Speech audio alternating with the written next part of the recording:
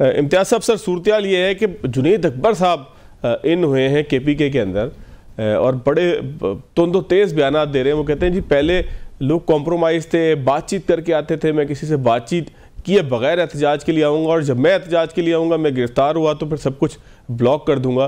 तो सर ये किसी के खिलाफ चार्जशीट पेश कर रहे हैं, वो ख़ास तौर पे किसी के बजाय अगर मैं क्लियर ही कह दूँ अली अमीन गंडापुर साहब के खिलाफ चार्जशीट पेश कर रहे हैं। सर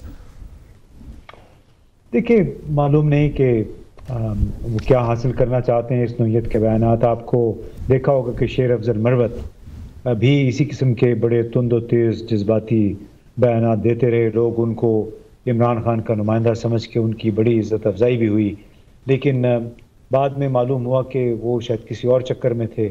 तो इस वक्त वो बिल्कुल, जिसको पंजाबी में कहते हैं, खुड्डे लाइन लगे हुए हैं। अब यही काम जुनैद अकबर साहब है, उसी तरह जज्बाती अंदाज में तुंदो तेज़ तकरीरें कर रहे हैं। हालांकि बुनियादी तौर पे जो सियासी रहनुमा या किसी भी इदारे का रहनुमा होता है, उसको आम तौर पे बड़े ठंडे मिजाज के कैलकुलेटेड लोग होते हैं। इस तरह हर एक पे वो तीर बरसाने नहीं शुरू कर देते।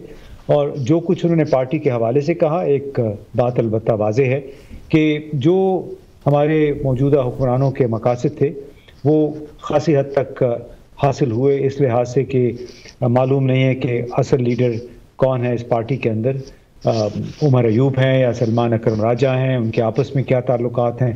अली अमीन गंडापुर को कई लोग पसंद नहीं करते हैं। तो गालिबन यही हुक्मरान हमारे चाहते थे कि ये यूं ही आपस में लड़ते भिड़ते रहे। इमरान खान अकेला है और सबको मालूम है कि जितने भी PTI की जो पतंग है वो इमरान खान की वजह से उड़ रही है। इमरान खान को उसमें से हटा दें तो पार्टी काफ़ी तितर बितर हो सकती है।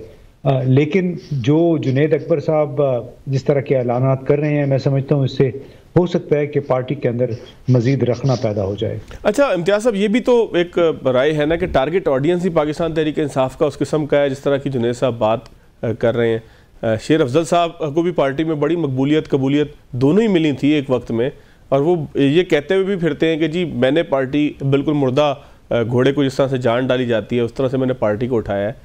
तो ये भी एक पहलू है कि इमरान खान समेत पूरी पार्टी या पार्टी की जो टारगेट ऑडियंस हैं, जो उसके कारकुनान हैं, वो भी पसंद करते हैं इस तरह के बयानात को। तो एक ये मकसद भी तो है पार्टी में जगह बनाने का।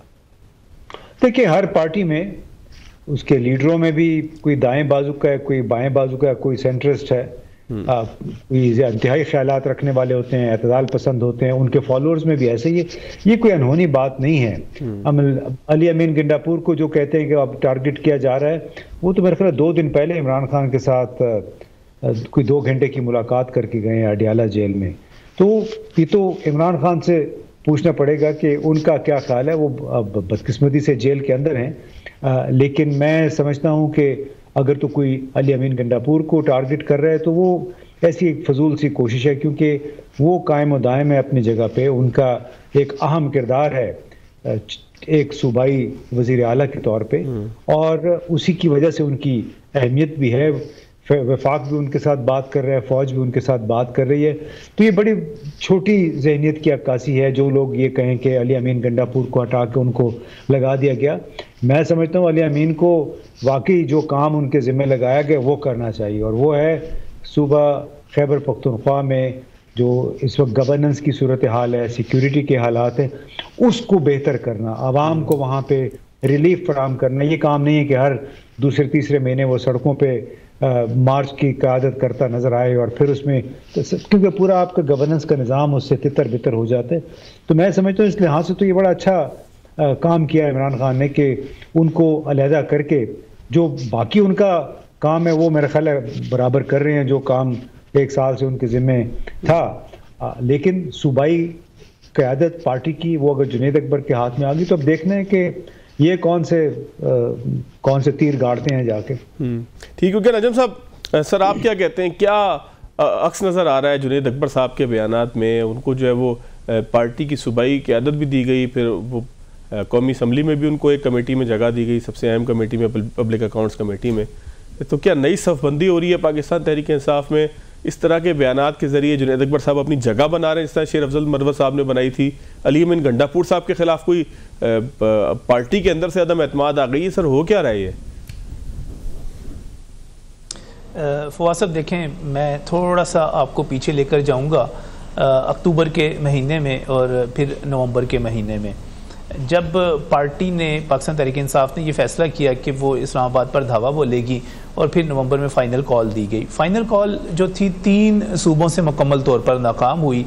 बलूचिस्तान तो खैर बहुत दूर था, सिंध से भी कोई रिस्पांस नहीं था, और पंजाब में भी ये सूरत हाल थी कि सलमान अकरम राजा साहब जो कि मरकज़ी सेक्रेटरी जनरल थे, वो अकेले ही गाड़ी में यहाँ पर घूम फिर रहे थे और अपनी वीडियोस बना रहे थे। कोई यहाँ से रिस्पांस नहीं आया। जो वाहिद रिस्पांस आया फवाद साहब वो था खैबर पख्तूनख्वा, जहाँ पर उनकी हुकूमत थी, वहाँ से काफ़िले आए। अब सूरत हाल ये बनी है कि खैबर पख्तूनख्वा में भी पार्टी बुरी तरह तकसीम है, एक से ज़्यादा धड़े हैं, और वो तमाम के तमाम जो हैं खान साहब तक अपनी अप्रोच करते हैं, रसाई करते हैं, उनको बताते हैं, जो भी उनको बताते हैं उसके मुताबिक वो फैसले करवा के वापस आ जाते हैं। ये तकसीम बड़ी इसमें जो है खौफनाक होती चली जा रही है, और ये बात बिल्कुल दुरुस्त है। और इसमें मैं जो सीनियर तजियाकार हैं, बाखबर लोग हैं, वो हमें बताते हैं कि इसमें बुशरा बीबी का भी बहुत बड़ा किरदार है। यानी कि अगर अली अमीन गंडापुर जो हैं वो पार्टी की सूबाई सदारत से अलग हुए हैं, तो ये बुशरा बीबी जो हैं उनकी भी बहुत बड़ी इसमें राय और चीज़ें शामिल हैं। अब ये लड़ाई जो है अलीमा बीबी की और बुशरा बीबी की, या आप खैबर पख्तूनख्वा में चले जाएं तो जुनेद से लेकर अली अमीन गंडापुर तक, और अली अमीन गंडापुर से लेकर मुराद सईद तक, और मुराद सईद से लेकर बाकी लोगों तक, असद कैसर, तमाम लोग जो हैं ग्रिप करने की कोशिश कर रहे हैं। तो ये बड़ी मुश्किल सूरत हाल है। अभी तो ये है कि चूँकि इमरान खान सब तक रब्ता मौजूद है, कोई भी ग्रुप जाता है वो इन्फ्लुएंस कर लेता है, कायल कर लेता है। लेकिन आप ये देखिएगा कि अगर आने वाले दिनों में जिस तरह के ये खदशा जाहिर किया जा रहा है कि जनरल फैज़ हमीद को सज़ा हो जाती है और वो 9 मई के जो कि केसेस और तहकीकात जारी हैं, अगर इमरान खान साहब जो हैं वो फ़ौज की तहवील में चले जाते हैं और रब्ता ख़त्म हो जाता है, तो फिर आप अंदाज़ा लगाइएगा कि वहाँ पर पार्टी का शराजा किस तरह बिखरेगा बुरी तरह। देखिए, एक रास्ता निकालने की कोशिश की गई थी, सियासी रास्ता निकालने की मुज़ाकरात के ज़रिए, वो भी सबूताज़ कर दिया गया। पार्टी जो है एक बंद गली में जा रही है, तकसीम हो रही है और तबाही की तरफ जा रही है। और जो मकबूलियत की बातें की जाती थी, सोशल मीडिया सबसे बड़ी मजबूत विकेट थी पाकिस्तान तहरीक-ए-इंसाफ की। लेकिन अब आप देखिए कि जो कारकर्दगी पंजाब में मरीम नवाज़ की है, या जिस तरह बुरी कारकर्दगी खैबर पख्तूनख्वा में है, आहिस्ता आहिस्ता बहुत सारे लोग वहाँ पर भी मजबूत महाज ख़त्म हो रहे हैं पाकिस्तान तहरीक-ए-इंसाफ के, और वो नहीं है। अब आप पाकिस्तान तहरीक-ए-इंसाफ के किसी भी बंदे की तनकीद के जवाब में आप ट्वीट करके देखें, आपको उससे ज़्यादा लाइक्स मिल जाते हैं जो खुद उसकी अपनी ट्वीट के होते हैं। इसका मतलब क्या हुआ कि लोग देख रहे हैं, परफॉर्मेंस की बात कर रहे हैं। तो ये जो आपने शुरू में बात की थी वो बात बिल्कुल दुरुस्त है कि ये अली अमीन गंडापुर जो हैं उनको टारगेट किया जा रहा है, और ख़ुद इमरान खान चूँकि ख़ुद बुनियादी तौर पे वो लोगों को लड़ा के खुश होते हैं, तो अब किसी और को तो लड़ा नहीं पा रहे, तो वो अपनी पार्टी को ही उन्होंने लड़ाना शुरू कर दिया एक दूसरे के साथ। वो जो कहते हैं ना कि जेल में बैठ के खान बड़ी गेम कर रहा है, तो वो बस इसी किस्म का, चूँकि वेले बैठे हुए होते हैं, कुछ करने को नहीं होता, किसी की सुनी, इधर की सुनी, उधर की सुनी, तो कोई फैसला कर दिया और फिर आपस में ही लोगों को उस पर गेम शुरू कर दी। कभी कह दिया कि मरवत को शोकस नोटिस दे दो, उसको निकाल दो, फिर अगले दिन कह दिया नहीं मैंने तो उसको पार्टी से नहीं निकाला। तो वो इस किस्म की गेम जो पहले दूसरों के साथ किया करते थे, खुद अपनी पार्टी में कर रहे हैं, इसका बहुत नुकसान होगा। और आखिरी बात जो इसी नजम भाई, ये भी तो हो सकता है ना कि कम्युनिकेशन गैप के नतीजे में हमारे सामने ये तस्वीर आती हो कि जिसको आप कह रहे हैं कि वो बैठ के लड़ा रहे हैं या ऐसे फैसले कर रहे हैं कि जो अगले दिन वापस ले लेते हैं। चलें आप इसको नेक नियति से, आप इसको बदनीयती से ना लें, इसको मुखालफान तनकीद के तौर पर ना लें, आप इसको एक कम्युनिकेशन गैप के तौर पे ले लें कि खान साहब जो हैं वो जो कुछ फैसले कर रहे हैं वो नुकसानदेह साबित हो रहे हैं। और दूसरी बात, हमारा एक पॉलिटिकल कल्चर है, जैसे अभी इम्तियाज साहब बात कर रहे थे, बिल्कुल दुरुस्त बात कर रहे थे कि पार्टी की जो एक मरकजियत है वो तो इमरान खान की वजह से है, और इसी तरह हमें ये देखना पड़ता है कि आप सूबों के अंदर किसको लेके आते हैं, किसको मरकजियत देते हैं, किसको इख्तियारात देते हैं। अब आपने अली अमीन गंडापुर से सियासी इख्तियारात वापस ले लिए, पॉलिटिकल पार्टी उससे वापस ले ली, अब वो हुकूमत के सरबराह हैं। अब ये दो तरह की तकसीम, वहां पे दो धड़े बनना शुरू हो जाएंगे। हम बहुत कहते हैं कि पार्टियों के अंदर इंतखाबात होने चाहिए, लेकिन होता क्या है, प्रैक्टिकली ये होता है कि जब पार्टी के अंदर इंतखाबात होते हैं, दो धड़े बनते हैं, पार्टी आपस में ही तकसीम हो जाती है। तो इस वक्त जो है वो तकसीम का अमल शुरू हो गया है, और जुनैद अकबर हों, अली अमीन गंडापुर हों, मुराद सईद हों, बाकी लोग हों, ये तमाम लोग जो है अपनी अपनी जगह पर ग्रुप बंदी कर रहे हैं। कोई किसी के लिए कर रहा है, कोई अपने लिए कर रहा है। तो ये बड़ी एक मंतकी सी बात है। पाकिस्तान तहरीक इंसाफ जिस सूरत हाल का शिकार है, उसका एंड यही होना है, और ये खैबर पख्तूनख्वा में होने जा रहा है, जो वाहिद बचा हुआ सूबा है उनका। ठीक हो गया। माजिद साहब, सर आप क्या कहते हैं, good cop bad cop? Ali Amin Gandapur साहब अब पाकिस्तान तहरीक इंसाफ के कारकुनान की नज़र में जो रेजिस्टेंस करना चाहते हैं, बैड कॉप बनकर सामने आएंगे, गुड कॉप कोई और होगा? बैड कॉप बना दिया गया अली अमीन गंडापुर साहब को। जुनैद अकबर साहब के क्या मकासद हैं, किसकी आशीर्वाद है उनको, क्या लगता है आपको सर? बहुत शुक्रिया। मैं इसको सारे मामले को एक कॉम्बिनेशन के तौर पे देखता हूं, और दो चीजों को एक साथ रख के देखें तो मेरा ख्याल है कि सूरत हाल समझने में आसानी होगी। पहली चीज तो यह है कि अभी फरवरी का महीना शुरू हो चुका है, और फरवरी का महीना इस लिहाज से अहम है कि फरवरी में इलेक्शंस हुए थे, और तहरीक इंसाफ को ऑप्टिक्स के तौर पे ये सूट नहीं करता कि वो फरवरी के महीने में मुज़ाकरात की मेज पर हो, या उनकी तरफ से कोई मुफाहिमत के बयानात दिए जा रहे हों, उनके लीडर्स हुकूमत से, रियासत से राब्ते में हो।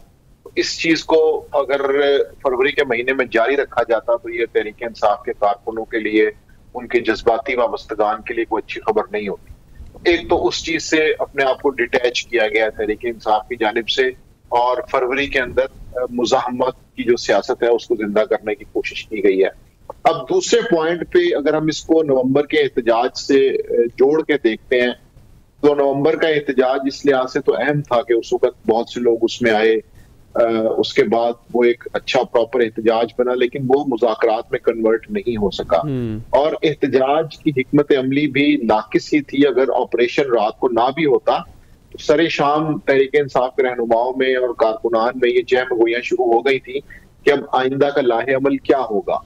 तो उसके बाद तहरीक इंसाफ बतौर तंजीम थोड़ा सा उसका ग्राफ नीचे आया, जिसमें कारकुन मायूस हुआ, और तंजीम का जो स्ट्रक्चर है उसके ऊपर सवालिया निशान पैदा हुए। अब चूंकि इस चीज को 2-2.5 माह हो चुके हैं, और दूसरी तरफ फरवरी का महीना भी आ चुका है, तो इस दोनों चीजों को मिला के देखें तो पता चलता है कि तहरीक इंसाफ फरवरी के महीने में कम से कम मुफाहिमाना सियासत की तरफ नहीं जाएगी, क्योंकि वो अपने जिस कारकुन को 1 साल से ये बयानियां बताते रहे हैं कि धांधली हुई है, इलेक्शंस का मसला है, हुकूमत का मैंडेट जाली है, तो अगर वो उसी फरवरी के महीने में उनके साथ बैठे होंगे मुज़ाकरात के टेबल पे तो उन्हें सूट नहीं करेगा। तो ये इन दोनों चीजों को मेरा ख्याल है अगर हम सामने रखें तो पता चलता है कि तहरीक इंसाफ इस महीने के अंदर अपनी पॉलिसी चेंज करते हुए मुफाहिमत की तरफ नहीं जाएगी, बल्कि मुज़ाहमत का रास्ता इख्तियार करेगी। स्ट्रेटेजिकली मूव आप समझते हैं कि ये है एक, इसको बाकायदा प्लान करके मूव किया गया है? जी बिल्कुल। उसकी वजह यह है कि जब हम तहरीक इंसाफ के मुतालबात पे नजर डालते हैं तो पता ये चलता है कि जब मुज़ाकरात की टेबल पे वो आए तो वो कहीं ना कहीं 8 फरवरी को थोड़ा सा भूल गए, उसको उन्होंने पीछे रख दिया। जुडिशल कमीशन की बात होना शुरू हो गई, सियासी कैदियों की बात होना शुरू हो गई, लेकिन उसका भी उन्हें कोई फायदा नहीं हुआ। उसकी वजह यह कि तहरीक इंसाफ के अंदर बहुत से इख्तलाफात हैं, ग्रुप से एक दूसरे की टांगे खींचने में लगे हुए हैं, सियासी तौर पर नीचा दिखाने में लगे हुए हैं, और एक वो जो हिकमत अमली का जो तयन है वो नहीं किया जा रहा। अच्छा माजिद भाई, अगर ये कैलकुलेटेड मूव है, अगर ये कैलकुलेटेड मूव है तो फिर कौन ये कैलकुलेशन कर रहा है? क्या खान साहब जेल में बैठ के ये कैलकुलेशन कर रहे हैं? पॉलिटिकली वो इतने मैच्योर हैं कि वो इस तरह की कैलकुलेशन करें? क्योंकि हम तो बड़ी आसानी से कह देते हैं कि खान साहब के पास तो पॉलिटिकल मैच्योरिटी नहीं है, वो तो लाओबालीपन है और वो सब कुछ उड़ा दो कुचल दो।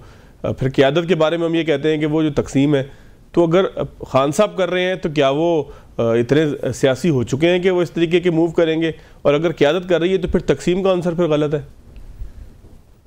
जी बिल्कुल, तकसीम तो मौजूद है, और आपने ये देखा है जहाँ पे जैसे यहाँ पे बात हो रही थी कि जो भी धड़ा जेल में जाता है वो अपने हिसाब से कुछ ना कुछ ले आता है, और वो जेल से तमाम लोगों को राजी रखने की कोशिश कर रहे हैं। तो जब उनके ऊपर नवंबर के बाद प्रेशर था कि देखें एहतजाज से कुछ नहीं हुआ, तहरीक इंसाफ के पास अब जलाओ गिराओ का, एहतजाज का, सड़कों का ऑप्शन बंद हो गया है, तो उसके बाद वो मुज़ाकरात की टेबल की तरफ आ गए। तो मैं नहीं समझता कि उनकी मूव्स जो है वो कैलकुलेटेड नहीं होती। उन्हें बिल्कुल ये इल्म है कि इस वक्त उनकी जेल की सख्ती कम होने का इम्कान नहीं है, जो इम्कान था वो खासा कम हो गया है। एक दफा फिर उन्होंने इस चीज को तेज करने की कोशिश इसलिए की है कि मुज़ाहमत जितनी ज्यादा होगी, हमने ये देखा है कि उसका मुज़ाकरात की टेबल पे भी फायदा होता है। कमजोर हरीफ को मुज़ाकरात की टेबल पे वो पैकेज नहीं मिलता जो एक ताकतवर हरीफ को या मुसलसल तंग करने वाले हरीफ को मिलता है। इसलिए मैं समझता हूं कि बिल्कुल उनकी जानिब से इस तरह की चीजें माजी में भी हम देखते रहे कि एक तरफ तो वो मीर जाफर और मीर सादिक कहा करते थे, लेकिन उन जलसों के बाद फिर वो ऐवान सदर में जाके मुलाकातें भी किया करते थे।